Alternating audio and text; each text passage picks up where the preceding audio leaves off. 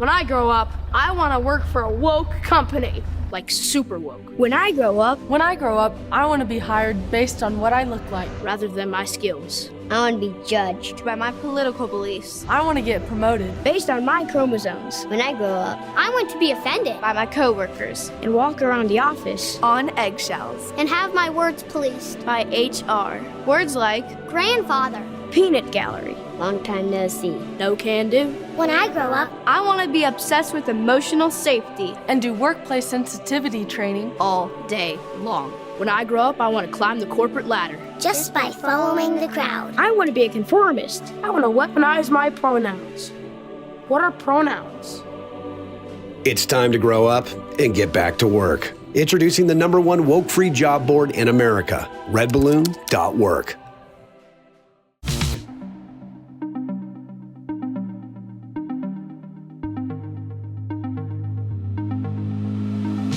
Hey everybody, you are listening to Open Mic with Michael Thiessen, and this is a great day to be tuning in.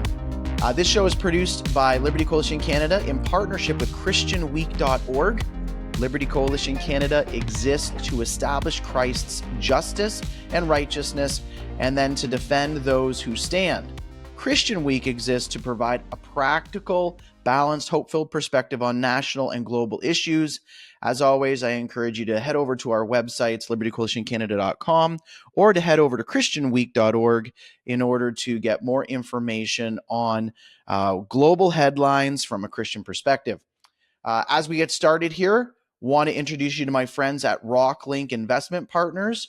Remember, RockLink understands the investment challenges that you have today, and as an independent investment management firm focused solely on creating portfolios of highly quality businesses and anchored in the time-tested principles of value investing, and also not shying away from the essential conversation around the World Economic Forum and not conforming to all of their ESG instructions. RockLink is a great investment partner. So email RockLink at info@rocklink.com or visit them at rocklink.com. That is link with a C.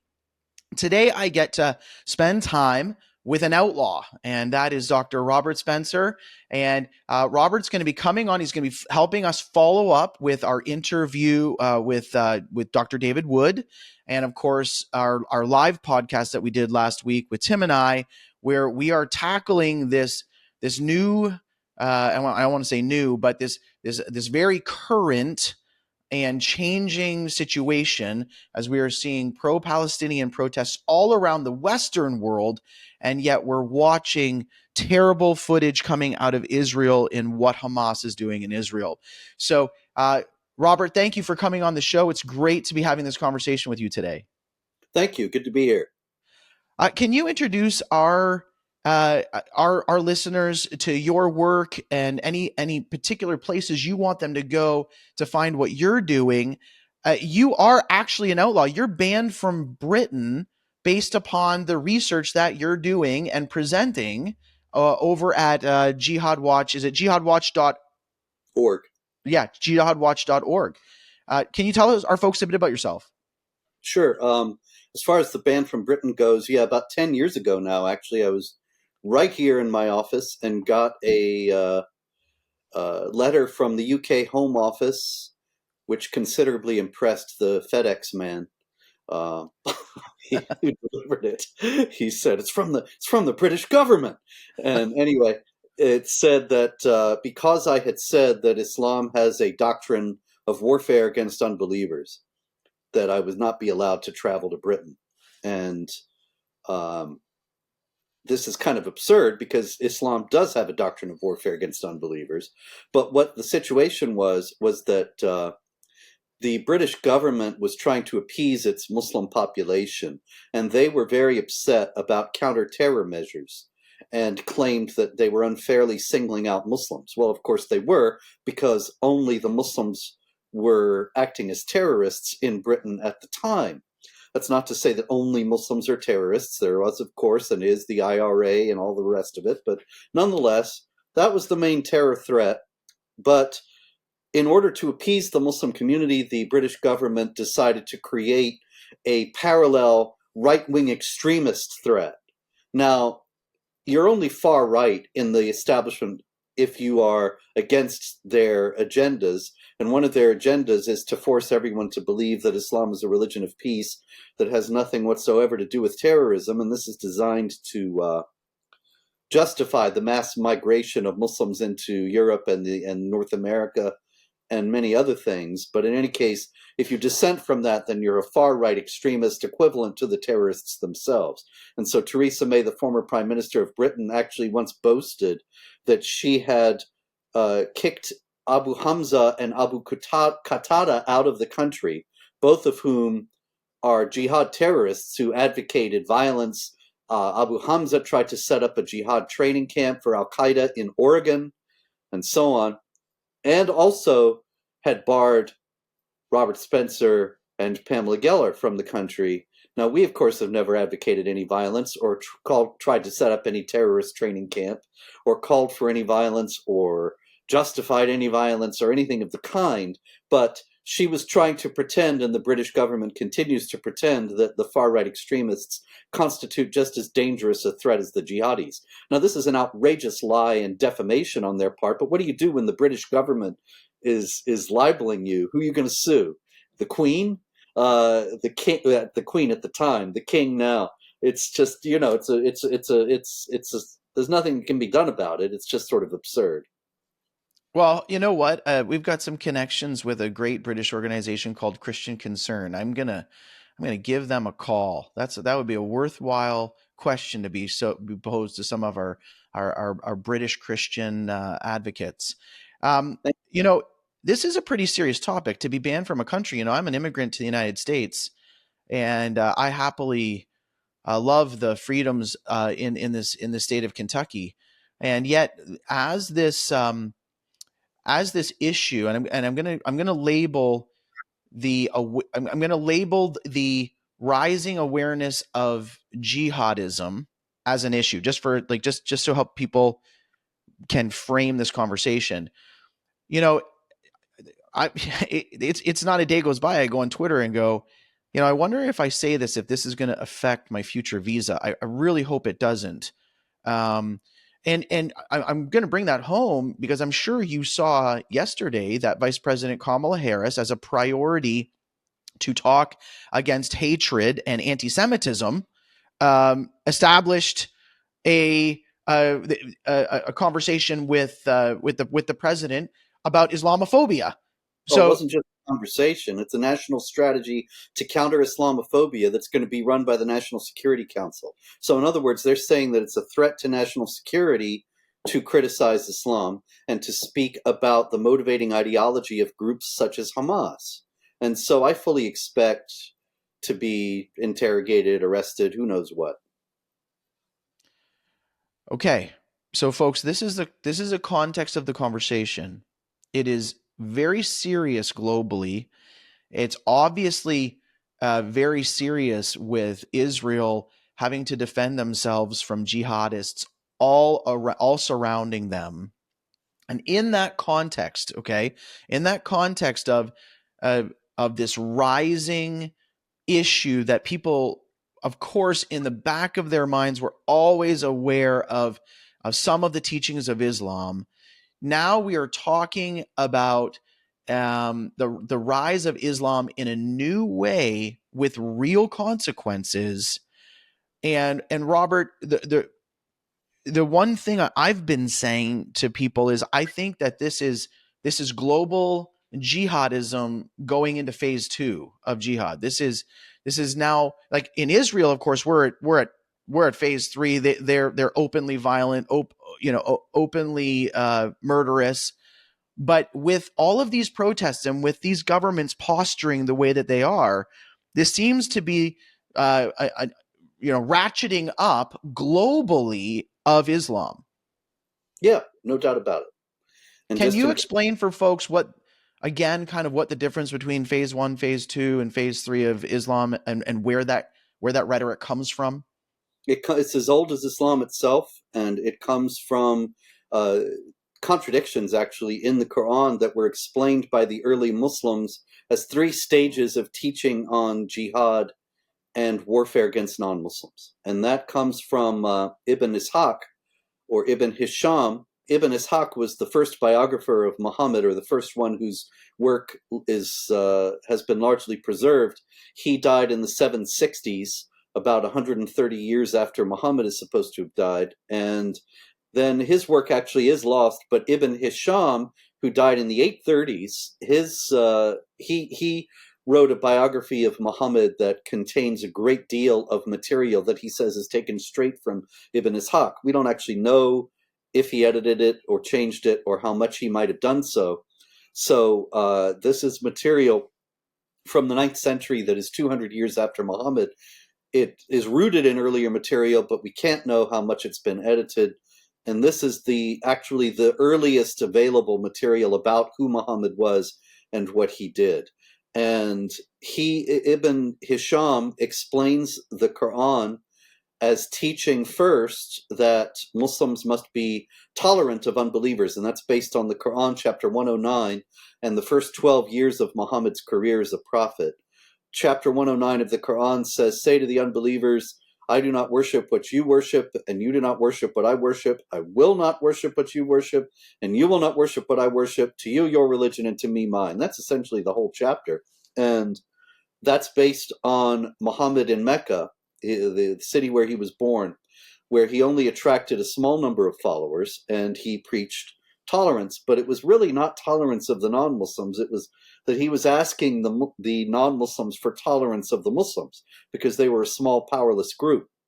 And so that's the first stage, according to Ibn Hisham. Then when Muhammad moves to Medina, the Hijra in 622, which is the beginning of Islam proper, the beginning of the Islamic calendar and so on, that's when he starts to preach that the Muslims can defend themselves by force of arms against attacks. And that is the second stage, which is known as defensive jihad. Jihad meaning struggle, and the defensive jihad is the struggle to defend the community. And then you have the third stage, which is offensive jihad, as epitomized by chapter 8, verse 39 of the Quran: "Fight them until persecution is no more, and religion is all for Allah." If you're fighting until persecution is no more, that implies that there's an end, that if the Muslims are not persecuted, then there will be peace.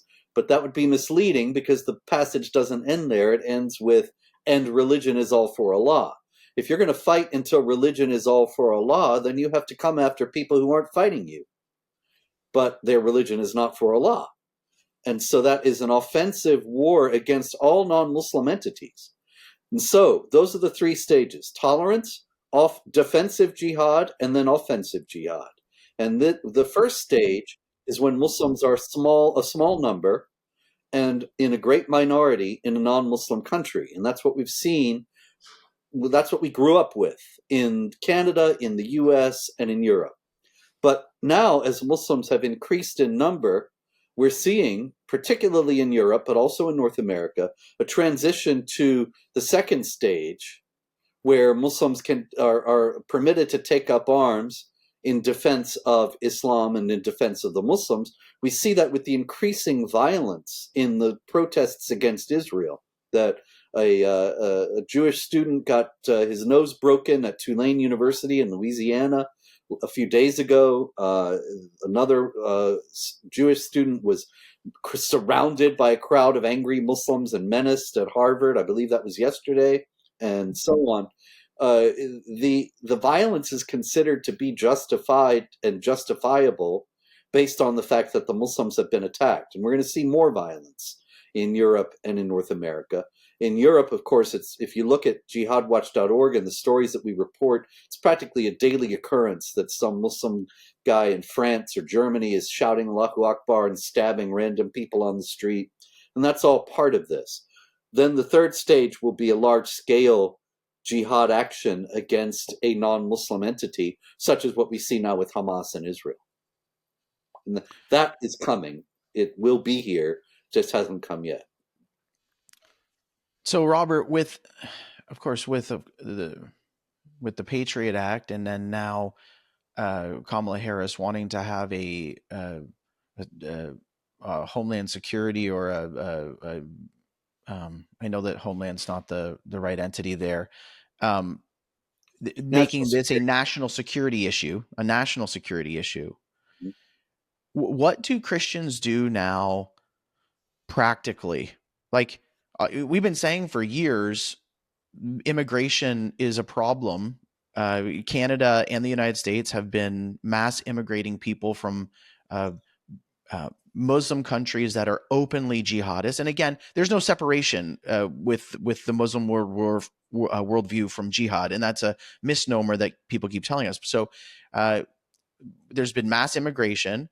Foreign policy is obviously friendly, as you mentioned about Britain wanting to appease. Obviously, what Kamala Harris and Joe Biden are doing right now is a foreign policy, or even a home policy that is a policy of appeasement. I know, based upon reading your bio, that you've done some advising or you've done some type of reporting for U.S. government entities to inform them about the situation. What do we do practically in order to prepare or to try to avoid for a massive stage 3 presence in North America, in the United States and in Canada? Is there anything the Christian who is worried and concerned from the information they're seeing, other than personal evangelism, which is always a calling of the church to call people to repent and to change their worldview, but beyond personal evangelism, beyond the preaching from the pulpit of the gospel, what can individuals do who are really concerned about the information that we're talking about practically? Well, in the first place, I think that it's imperative to be fully informed. And most people are not fully informed as to what's going on. And there are two things that I believe it imperative for everyone, really, to understand that are not fully understood by most people that I encounter. In the first place, that it is indeed an invasion of people who are possibly jihadis, and not just a mass migration problem with the open border at the Texas-Mexico used to be border, but the open southern border is not just a matter of Mexicans and Central Americans and South Americans coming into the United States. The numbers are staggering. People, I think, don't realize, but since 2021, there have been 30,000 Turkish nationals, 6,000 Afghans, 1,000 or 1,500 Iranians, many others, Syrians, Iraqis, and so on, who have been apprehended at the border. Now, that's just the ones who were apprehended. That means that there are large numbers who were not caught. Now, I'm not saying that all those people are jihadis, and people might hear this and say, well, that's interesting, but Turkey is a secular, moderate Muslim country, and so if Turks are coming into the United States illegally via the southern border, it doesn't really matter. Well, actually, Turkey is a secular country, ostensibly, but it's increasingly re-Islamizing under the presidency of Recep Tayyip Erdogan.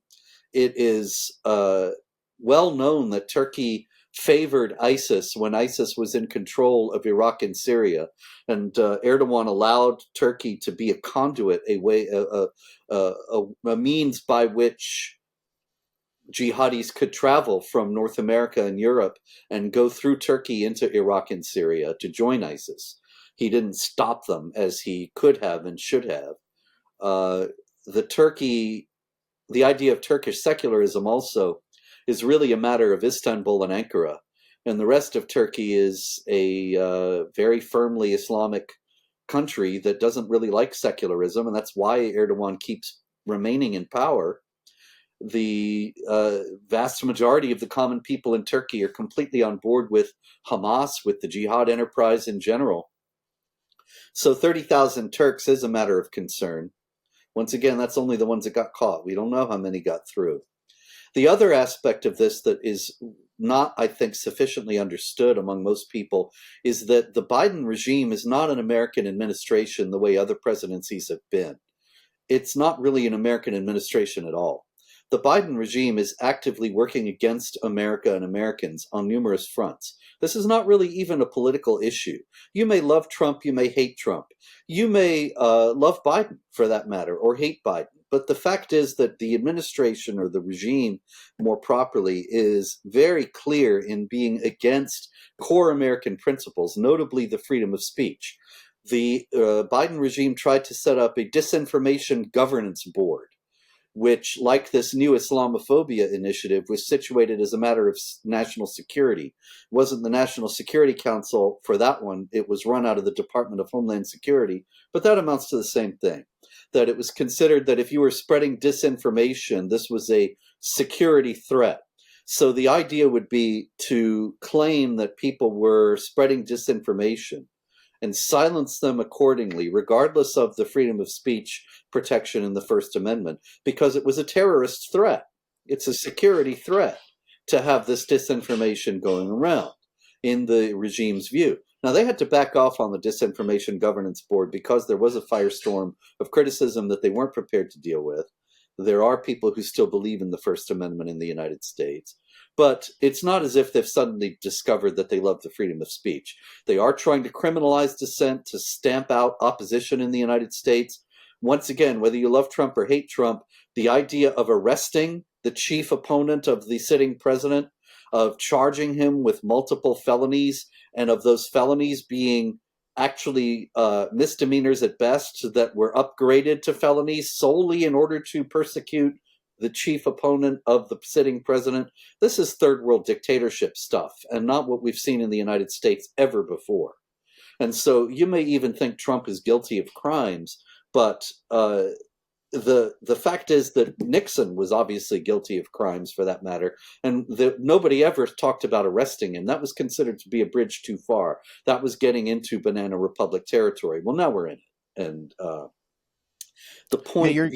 Yeah, you're talking to a Canadian about that, in the sense that, yes, that is Trudeau's playbook in Canada, and you are seeing Biden and Trudeau do that quite harmoniously against their own citizens. So that is a great explanation of the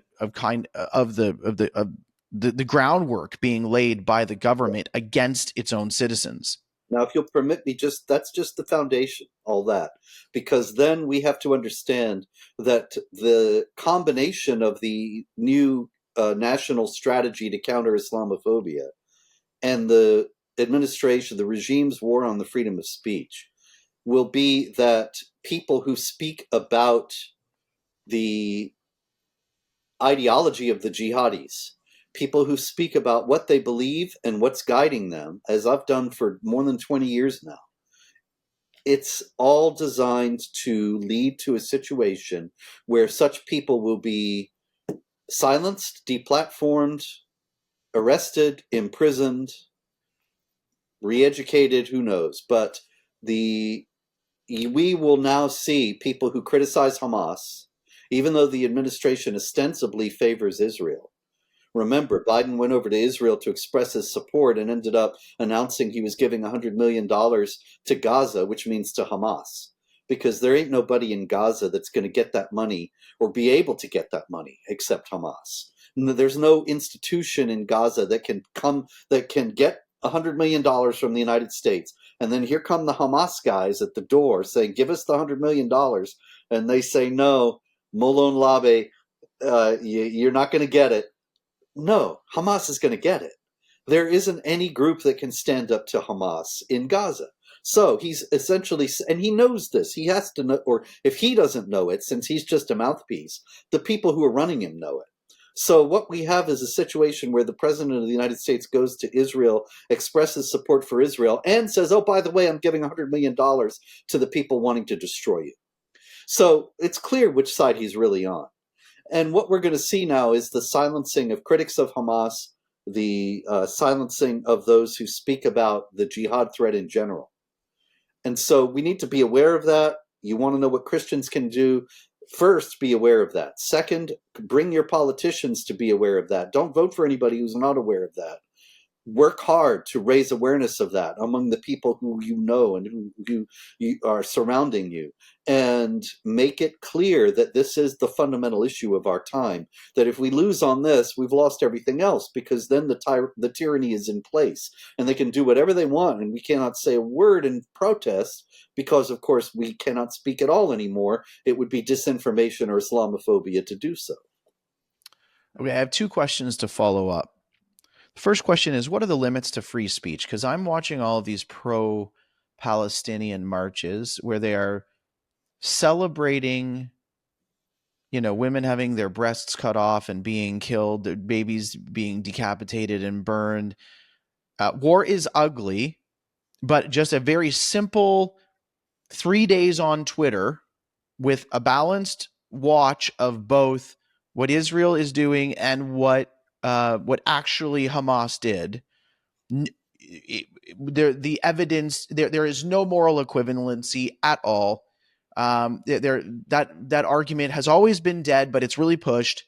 But just you can now see it clearly, and I think that's why so many of these news organizations are tripping over themselves, because like Biden, they are pro-Hamas, but things are so obviously evil that they're caught. They don't know what to do.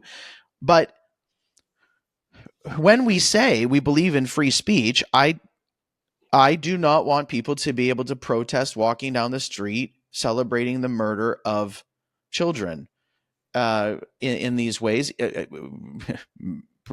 pro-abortion in the same way.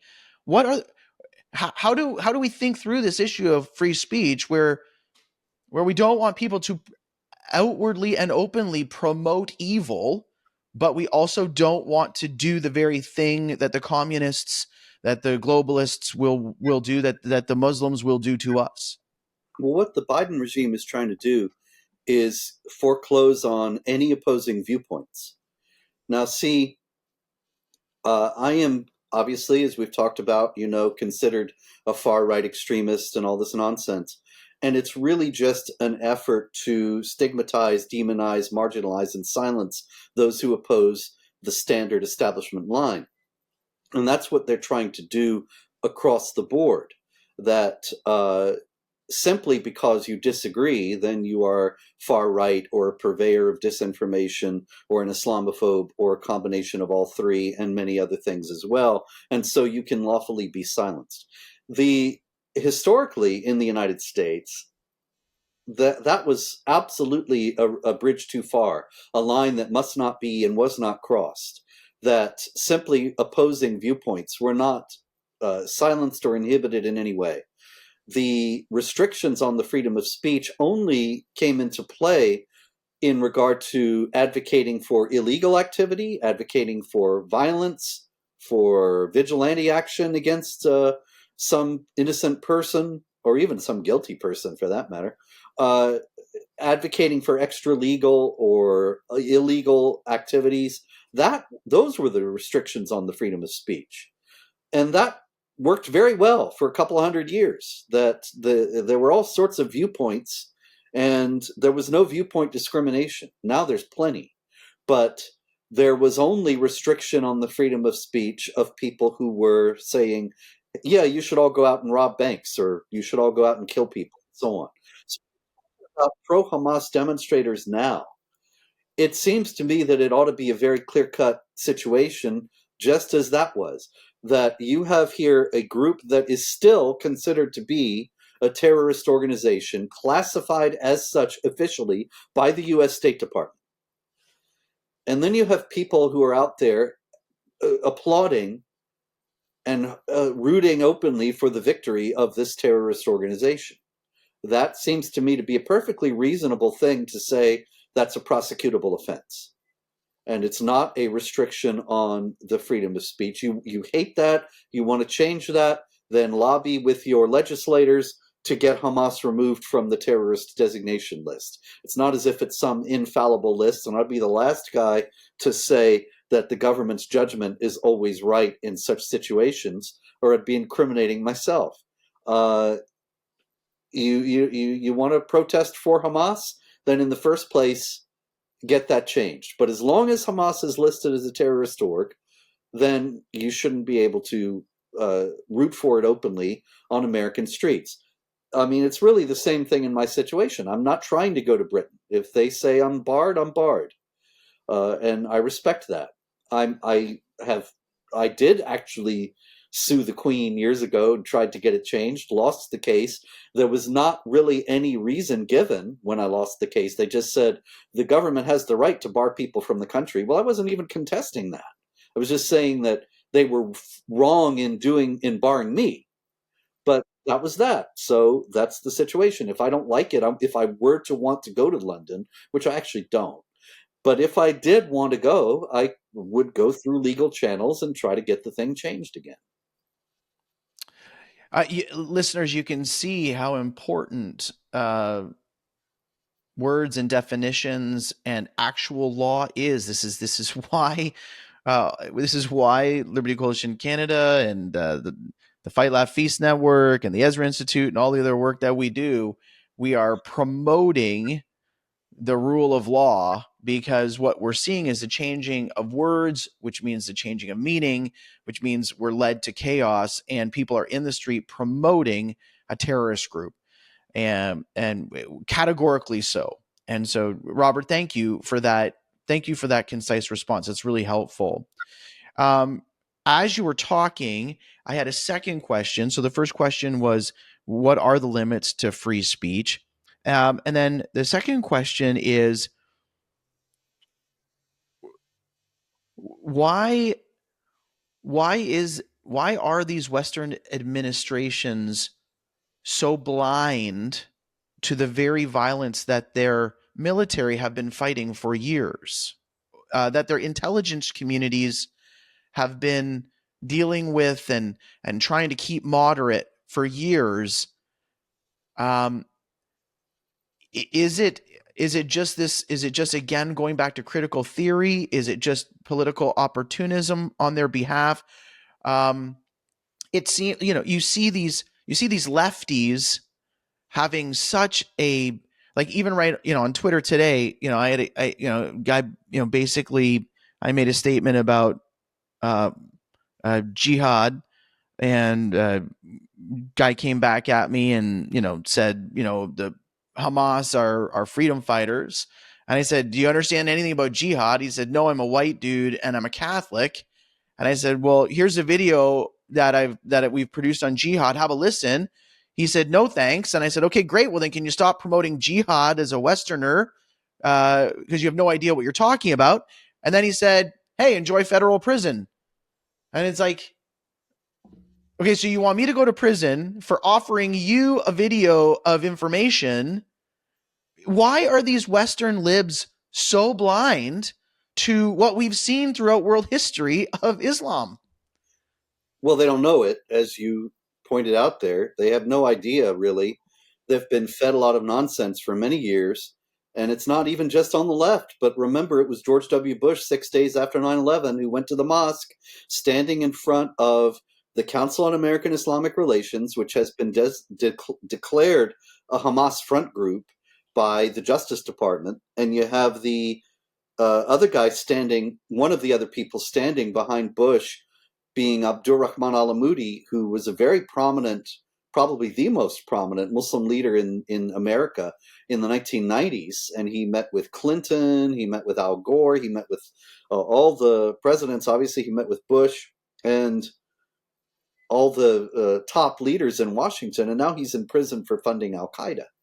And so this is who he was with, but he stands there and says Islam is a religion of peace, and this is the kind of thing that the guy you were talking to has heard all these years. And so he has no idea of the 1400-year history of jihad, no idea of Islam's history of and doctrines justifying bloody conquest and subjugation of unbelievers. He thinks that it's a religion of peace that's been hijacked by a tiny minority of extremists, and there are extremists in all religious traditions. And look at those right-wing Christians, and they're just the same as Osama bin Laden. And it's a lot of lies and nonsense, but this is what they've all been told. and they But don't have. how They're can the president and the vice president? oh, you're a bad guy too. See, so they won't take anything you'll tell them either. Anyway, you were saying. No, okay, that's totally fair. But when you've been breached by intelligence communities, like when you're actually so when Israel, the IDF are you're in partnership with feeding information. Like even this morning, like again, you and I are seeing stuff. Even this morning, what did they find? 500,000 gallons of fuel stored under a hospital. That's not Hamas helping fuel the nation so they have power. So they come to the West and they say, all of these, all these Palestinians in Gaza have no power, and oh, cruel Israel. And you go, wait, you got plenty of fuel. Your own guys aren't giving you the fuel. How is it that the U.S. government?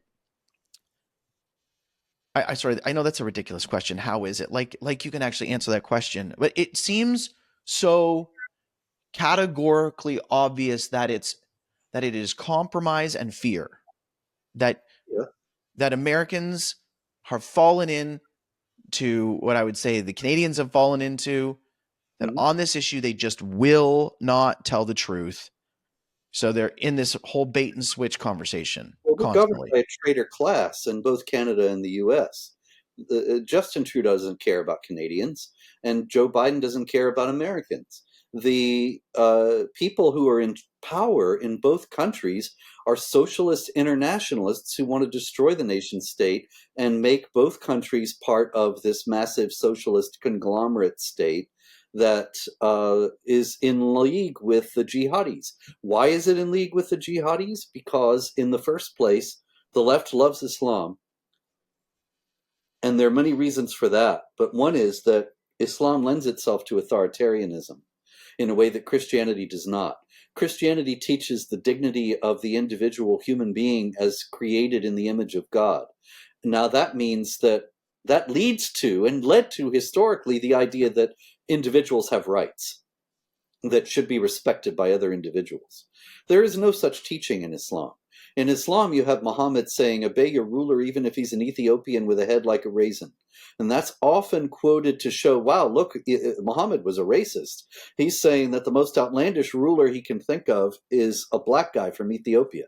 But I don't even think that's the main point of that passage, the main lesson of that passage. The main lesson of that passage is that Muhammad is saying, obey your ruler no matter what, even if he's some outlandish human being, obey him. And the left loves this because the left is authoritarian, as we've discussed, wants to destroy dissent, wants to create an authoritarian state in which only one viewpoint is allowed. And so they love a religion that says, obey your ruler no matter what. And so they're encouraging the Islamization of the West, mass migration of Muslims into the West, both to dilute the native culture and to spread Islam, because Islam is a religion they can play ball with. The Soviets tried to destroy religion and they failed. You can't really destroy religion, no matter how authoritarian you are, because it's a natural impulse of the human spirit. And there've always been religions. Human beings are religious. Even if you're an atheist, you worship something. Something is the center of your life. So you want to create a massive socialist authoritarian state? You don't try to stamp out religion. You just try to make it all Islamic.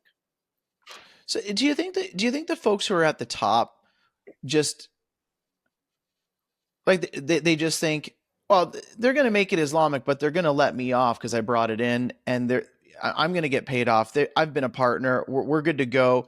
Nobody's going to make me bow the knee. It just seems that they must be so blind to the actual conformity that Islam is going to call for. Because of course, you and I both know it's almost a joke to watch some of these secularists promote Islam, and you go, you have no idea what they're going to do to you. Like, are you kidding me? As a Christian, they're going to be bad to me, man. They're going to exploit you, and then they are going to just annihilate you. Yeah. Well, no, they don't have any idea. Look, consider Iran. The Tudeh party was the communist party in Iran, and they allied with Khomeini very happily to get rid of the Shah. and they thought he was going to make them part of his government, and they would have this governing coalition of leftists and Muslim clerics. And instead, Khomeini threw them all in prison as soon as he was in power. And I think that's likely what will happen to the Western left. They have no idea what they're dealing with because, remember, in the first place, they believe their own lies. So they think Islam is a religion of peace that has nothing whatsoever to do with terrorism, but they think it's useful to them. Meanwhile, think about what they're like. That they're all religious, they're all Christians, except none of them are. Joe Biden makes a great show of his piety, and he goes to churches and prays the rosary, or at least carries it around. And he claims that he's a very believing religious Catholic, when actually he's completely tied in with the left's anti-God, anti-Christian agenda. He even had spies from the FBI and Catholic churches looking at pro-lifers and so on. So this guy is not a Christian in any functional sense, but he claims to be. And so what we have is somebody who does not take religion seriously, doesn't think it has any power or anything he need be concerned about, and uses it for his own purposes, and bamboozles a lot of people into thinking, well, he's a pious religious man. I had a Greek Orthodox priest tell me, when you look at Trump and Biden, Biden is a sincere religious man, and Trump is obviously a libertine, an adulterer, everything else. And I think, how can, you really you really drank the Kool-Aid, as it said. But he's not the only one, unfortunately. There are many. And the upshot is that these people who don't take their own religion seriously and have a hollow shell of a religion, and have its form but not its power, and all these things, they look at Islam and they don't take all that seriously either. And they think, well, they say they're going to stone and amputate and behead, but most of them don't really mean that, just any more than they mean their own. Yeah, yeah, there you go. And George W. Bush, who's just another establishment leftist, even though he's a Republican, and most of them are Democrats. The establishment Republicans are just the same. And George W. said, we're fighting for ordinary moms and dads in Iraq. And I thought he should have said, we're fighting for ordinary moms and moms and moms and moms and dads in Iraq. Because, of course, he doesn't know anything about polygamy and about the devaluation of women in Islam, but the Iraqis did. Okay, so we've got about 6 or 7 minutes left. That's only because you're being rude and saying you can't talk for 5 hours, which is my indirect way. Whenever my friends hear me insult them, they know that's usually my indirect way of inviting them for more conversation or telling them I love them. So that's my indirect way of inviting you to come back. But I do want to talk about this. We've just talked about politicians. One thing we can do is ask for politicians to make clear platform statements and like clear policy statements. We're going into another election. Obviously, that's one of the beautiful things still in our countries. Hopefully still a beautiful thing. What policy platforms should Christians ask for their politicians to make openly and publicly on immigration and foreign policy? Is there any way that you could do 2 or 3 sentences on this is a policy platform you should ask from your politician on immigration? Well, obviously, a country without borders is not a country, and we've got to close the borders. We've got to restrict immigration. We've got to, at very least, require the immigrants who are here to assimilate, to accept American values, and repudiate the idea of multiculturalism and of diversity and all these leftist slogan words, because a country that is truly diverse, that is truly multicultural, has no cohesive unity and is going to break apart. And so we need to have politicians who have the courage to stand up to the whole framework. And I don't see any, but that's you. If you give me a chance to make a wish list, this is what I'm going to wish for. Also, immigration. Nobody has a natural right to immigrate to any other country, and the idea that anybody who wants to come here can come here or should come here, or that you're immoral and racist and bigoted if you're against everybody in the world coming here. It's ridiculous. The United States, the American people, were at least a reasonably cohesive, culturally unified people up until 1965, when the Immigration Act removed all restrictions and brought in everybody from everywhere. What restrictions would have been in immigration policy? That what restrictions were dropped? One of the main restrictions that was dropped was that the immigrants from Europe and the Anglosphere would be favored. And people said that was racist. And maybe it was, but I don't think that wanting to maintain the cultural unity of the country was necessarily racist or wrong. Well, When this is Saudi Arabia says we don't want Christians or Jews or Hindus practicing their religion in the country, people say, oh, well, you have to respect their mores.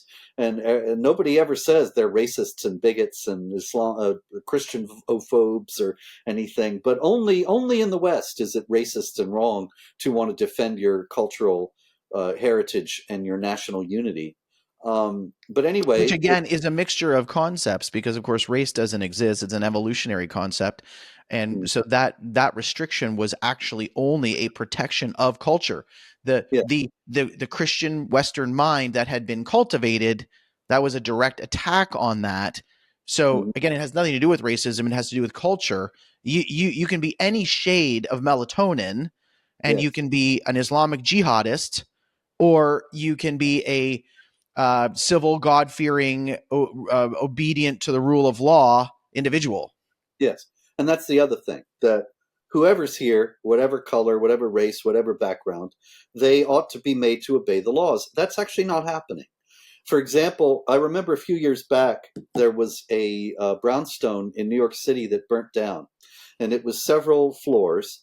And as it was reported, the information about the fire, became clear that this was a Muslim migrant who lived with his various wives. And the various wives lived on the different floors. And he lived on the ground floor, and he would go visit the various wives each day. Each night he would spend with a different one, as Muhammad did. Now, in the story, it had Ibrahim Hooper of the Hamas-linked Council on American Islamic Relations saying, there are thousands of polygamous marriages in the United States. Well, polygamy is ostensibly illegal, but the government doesn't take the first step to prosecute polygamy in the United States because it would be Islamophobic.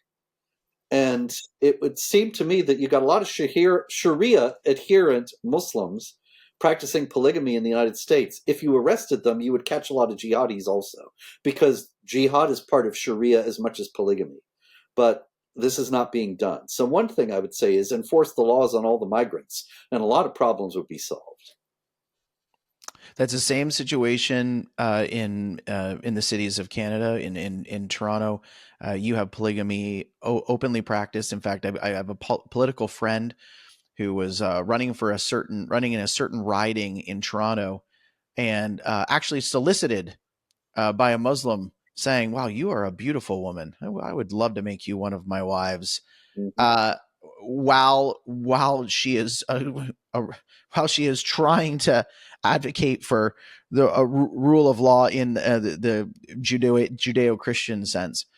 Well, Robert, I really want to be respectful of your time. It's been a blessing having you on. Sorry, I got to run, but thank you. Yeah, it's been fun, and call me anytime. Okay, and folks, where can you follow? Where can they follow your work primarily, Robert? And I do want to say, after you share where it is, because I know where it is, I want to just make a comment on it really quick. Yeah, I'm at jihadwatch.org, which is updated many times daily with news and commentary on jihad activity. I have 27 books that you can find at Amazon and Barnes & Noble and wherever there are self-respecting bookstores. And I'm at jihadwatchrs on Twitter. And folks, this is how we need to reframe the whole conversation. Anti-Semitism is one issue, but we have to reframe the whole conversation that this is actually about Islamic jihad. They hate the Jews because they actually believe Islam. That is the starting premise. We have to reframe the conversation around jihadwatch.org, around Jihad Watch, around Islamic jihad. Robert, thank you for coming on. Everybody, thanks for listening. Make sure you share this important video out with all of your friends. You can find us on Apple, Spotify, wherever you get your podcasts, and of course on the Fight, Laugh, Feast Network app, which is called Pub TV. Thanks for listening, and Godspeed.